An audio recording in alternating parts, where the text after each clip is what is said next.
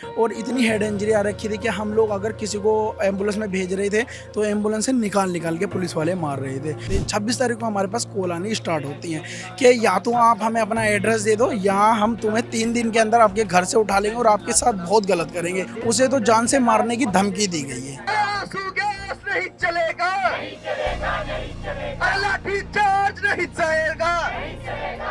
बिहार में बाकायदा specific date दी गई कि 25 तारीख तक की जो एफआईआर हैं उन पर हम कार्रवाई नहीं करेंगे, लेकिन जिनके ऊपर 26 तारीख को आपने उठाया उनको 25 तारीख को है, एफआईआर उन पर आपने दर्ज किया 26 तारीख को, उनके बारे में आप क्या करेंगे? कि सीजेपी से भी ये डिमांड कर रहे हैं कि उनको भी इन चीज़ों को देखना चाहिए। ऐसे में अगर आप स्टूडेंट्स को बीच में अधर में छोड़ के जाएंगे तो कोई अच्छी बात नहीं है। 29 जुलाई का दिन है और इस वक्त हम जंतर मंतर पर हैं। 25 जुलाई का नज़ारा सबने देखा, किस तरह से प्रोटेस्ट यहाँ पर एंड होता है। यहाँ पर पूरी भीड़ थी और जब सरकार इनकी मांगे मान लेती है उसके बाद सब अपने अपने घर चले जाते हैं। लेकिन 29 तारीख को फिर से छात्र जंतर मंतर पहुँचे हैं। उनके क्या मुद्दे हैं उन्हीं से समझते हैं। क्या नाम है आपका?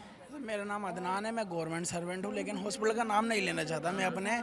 ऐसा हम इधर फर्स्ट डे से कैंप लगाए हुए थे, मेडिकल कैंप। सर हमने 20 तारीख में जो इधर पुलिस वालों ने दमन करा, हम लोगों ने वो भी सहा। हम लोगों ने पुलिस वालों की पट्टियाँ करी, पुलिस वालों को भी हेड इंजरी रखी थी और पेशेंटों को भी बहुत हेड इंजरी थी। सर हम लोग स्टेज पर थे और चारों तरफ से हंगामा कर रखा था इन लोगों ने। स्टेज पर जो बैरिकेड लगा हुआ था, बैरिकेड में जितने पुलिस वाले ने पीछे से दमन करा, पुलिस वालों ने जितनी लाठीचार्ज करी, तो बीच में बैरिकेड जो लगा हुआ था, बैरिकेड में जितनी औरतें फंसी उनकी टांगें टूट गई सर हम लोगों ने। और इतनी हेड इंजरी आ रखी थी कि हम लोग अगर किसी को एम्बुलेंस में भेज रहे थे तो एम्बुलेंस से निकाल निकाल के पुलिस वाले मार रहे थे। फिर सर ठीक है, हम 20 तारीख को अपनी लड़ाई जीत जाते, 25 तारीख को हम अपनी लड़ाई जीत जाते हैं तो हम लोग अपना अपना कैंप लेके घर चले जाते हैं। जो हम पे कैंप पे बसता है वो हम गुरुद्वारे डोनेशन कर देते हैं, सब कुछ जो हमने यहाँ इधर बांटा बहुत बांटा। फिर हमने गुरुद्वारे डोनेशन कर दिया। फिर हम 25 तारीख को अपने घर जाते हैं। 26 तारीख को हमारे पास कॉल आनी स्टार्ट होती हैं कि या तो आप हमें अपना एड्रेस दे दो या हम तुम्हें 3 दिन के अंदर आपके घर से उठा लेंगे और आपके साथ बहुत गलत करेंगे। तो कह रहा था ये? हाँ सर, कॉलें आई हम पे। और जी एक हमारा पेशेंट था जिसकी टांग टूट चुकी है, उसे तो जान से मारने की धमकी दी गई है। ऐसा वो हमसे बोल रहा घर से जानकारी नहीं दे रहे थे कौन बोल रहा है? सर, ये फेसबुक के जरिए आई थी, उसे तो माँ उस जान से मारने की धमकी।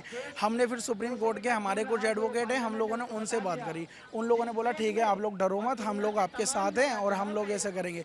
लेकिन हमारी टीम इतनी डरी हुई है कि मैं अपनी टीम से हम 2 जने ही इधर आए। आज 26 तारीख में 29 तारीख में हम 2 जने इधर आए और कोई हमारी टीम का कोई बाहर निकलने को राजी नहीं है।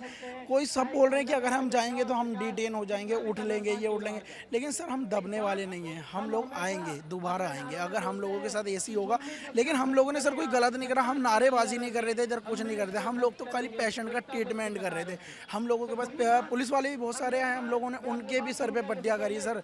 लेकिन ये पुलिस वाले हमारे साथ ही ऐसा कर रहे हैं, ये गलत बात है पुलिस वाले। ये इनके गंभीर आरोप है। इनका कहना है कि जब से यहाँ पर जंतर मंतर पर प्रोटेस्ट शुरू हुआ था तब से इन्होंने मेडिकल कैंप लगा रखा था और जिन लोगों को मेडिकल दिक्कत होती थी उससे उन्हें ये सुविधाएं मुहैया कराते थे। जो भी परेशानियाँ होती थी वो रिजॉल्व करने की कोशिश करते थे। लेकिन इनका आरोप है कि जब से प्रोटेस्ट ख़त्म हुआ है 25 तारीख के बाद से, तब से इन्हें लगातार धमकियाँ मिल रही हैं। क्या नाम है? मेरा नाम अमन है। क्या करते हो अमन? मैं पीएचडी कर रहा हूँ हिंदी डिपार्टमेंट डीयू से। डीयू से कर रहे हैं। यहाँ आने का क्या मकसद है?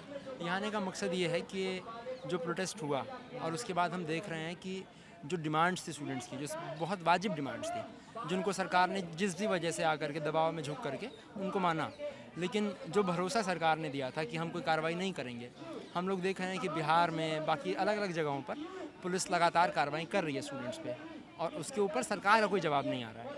सरकार कह रही है हमने नोटिफिकेशन जारी कर दिया है पुलिस को, लेकिन बात यह है कि उसमें बहुत सारे लूप होल्स छोड़े जा रहे हैं। जैसे बिहार का जो एग्जांपल है, बिहार में बाकायदा स्पेसिफिक डेट दी गई कि 25 तारीख तक की जो एफआईआर हैं उन पर हम कार्रवाई नहीं करेंगे, लेकिन जिनके ऊपर 26 तारीख को आपने उठाया उनको 25 तारीख को है, एफआईआर उन पर आपने दर्ज किया 26 तारीख को, उनके बारे में आप क्या करेंगे? वो सारे लोग तो वो हैं जो प्रोटेस्ट में शामिल थे और भाजपा के एनडीए के जो एलाइज हैं वो भी ये बात मानते हैं कि ये कोई गैर ज़रूरी प्रोटेस्ट नहीं थे। स्टूडेंट्स में गुस्सा था, 12 साल से जो गुस्सा रिस के भरा हुआ था वो निकला है और अब सरकार को कहाँ ये सुनना चाहिए था कि जो दिक्कतें स्टूडेंट्स फेस कर रहे हैं उन दिक्कतों को हम लोग रिजॉल्व करें किसी तरीके से। हमको लग रहा है कि इतने बड़े प्रोटेस्ट के बाद भी सरकार ने कोई सबक नहीं लिया है, इसलिए हम लोग आज यहाँ पर हैं। अच्छा ये बताइए मुझे, तमाम लेफ्ट संगठन के तो लोग नज़र आ रहे हैं मगर यहाँ सीजेपी का कोई नज़र नहीं आ रहा है। अब ये भी हमारे लिए एक सवाल है। हालांकि उनकी तरफ से लगातार ये बात कही जा रही है कि हम लोग कोशिश कर रहे हैं, हमारी लीगल टीम लगी हुई है। सोशल मीडिया पर तो वो बोल रहे हैं, ये मीडिया में बाइट भी दे रहे हैं। हमारी भी कोशिश यही है, हम लोग ने जो बात यहाँ से रखी है, हम लोग जो बात लगातार कह रहे हैं कि हम सीजेपी से भी लगातार ये डिमांड कर रहे हैं। हमारा कोई डायरेक्ट डायलॉग सीजेपी से नहीं है, हम लोग इसी फोरम का इस्तेमाल करके सीजेपी से भी ये डिमांड कर रहे हैं कि उनको भी इन चीज़ों को देखना चाहिए। आपके नाम की वजह से अचानक देश में जो माहौल बना और स्टूडेंट्स में जो गुस्सा था, आपने उनको एक ज़रिया दिया निकलने का, तो आपके लिए आए थे यहाँ पे। तो ऐसे में अगर आप स्टूडेंट्स को बीच में अधर में छोड़ के जाएंगे तो कोई अच्छी बात नहीं है। ये बात हम लोग इस मंच से कह रहे हैं। नहीं बिल्कुल, और मैं आपको बताऊं कि सौरभ दास का मैं यहाँ आने से पहले ट्वीट देख रहा था सोशल मीडिया। उन्होंने कल 11:57 पे एक शाम के रात के मतलब पोस्ट किया था कि after Bihar and Assam notification we have just been guaranteed that no authority will proceed against protester in Rajasthan. मतलब नो, कोई एफआईआर नहीं लिखी जाएगी, लेकिन इनका आरोप है कि तमाम आश्वासनों के बाद भी कोई मुकम्मल कार्रवाई नहीं हो रही है। इनके साथी जो जेल में हैं, जिन्हें डिटेन किया गया है, वो नहीं छोड़े जा रहे हैं। जैसे कि अभी एक मेडिकल स्टाफर था जो मेडिकल सुविधाएं यहाँ पर मुहैया करा था, जो लोग परेशान थे उन्हें मदद कर रहा था, मेडिकल ट्रीटमेंट दे रहा था। उसका भी कहना है कि 25 तारीख के आंदोलन के बाद उन्हें लगातार धमकाया जा रहा है, उन्हें फ़ोन करके उनका पता पूछा जा रहा है। तो ये आक्रोश है, ये नाराज़गी है, जिसको लेकर यहाँ पर लोग जंतर मंतर पर इकट्ठा हो रहे हैं और अपने मुद्दे रख रहे हैं, अपनी मांगों को रख रहे हैं। आप कहाँ से भैया? मैं मास्टर्स मेरा कंप्लीट हुआ है इस बार डीयू से ही। आप क्या मुद्दा लेकर आए हैं यहाँ पर?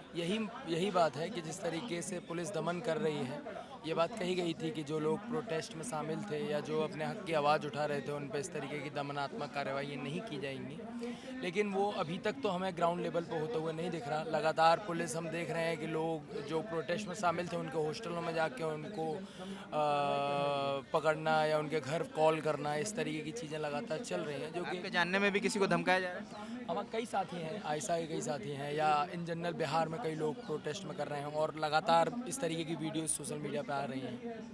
ये नाराज़गी है और ये इनके मुद्दे हैं जिनको लेकर ये यहाँ पर जंतर मंतर पर आज 29 तारीख को इकट्ठा है। बाकी और लोगों से बात करेंगे, जो भी अपडेट होता रहेगा वो हम आपको बताते रहेंगे। कैमरे के पीछे राशिद है, मेरा नाम रजत है, देखते रहें लल्लन टॉप। शुक्रिया।